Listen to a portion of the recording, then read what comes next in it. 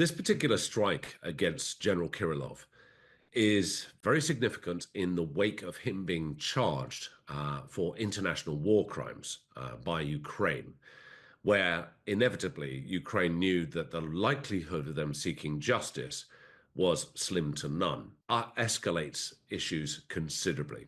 What we can probably determine from how this attack was undertaken was that a period of surveillance, covert surveillance, and reconnaissance was established to determine General Kirillov's pattern of life, as we would call it. And a pattern of life will be how we would typically carry out our everyday week or weekend.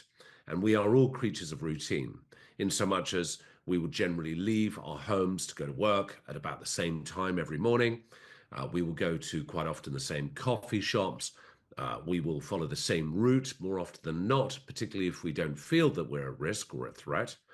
And we will go for recreation, restaurants, gym, all these sort of things, which make us incredibly easy to plan against if we have a threat that wishes to intend us harm. Now, this pattern of life that's been undertaken evidently established that General Kirillov was leaving his home at roughly a particular time.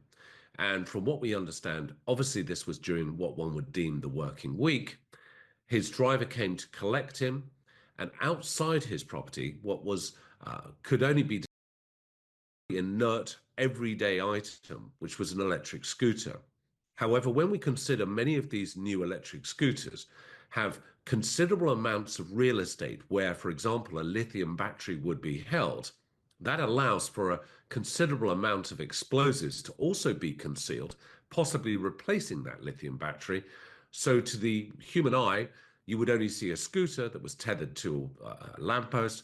But the reality for an assassin is that this particular electric scooter was packed with explosives that detonated the moment Kirillov left his apartment. What evidently seems to have taken place was Kirillov was leaving his house. The individual, the assassin, triggered the explosion or detonated that explosion, probably remotely using a cell phone or a remote detonator. Could be done through radio frequency, but more often than not, we've seen an increasing number of these detonations triggered by cell phone devices.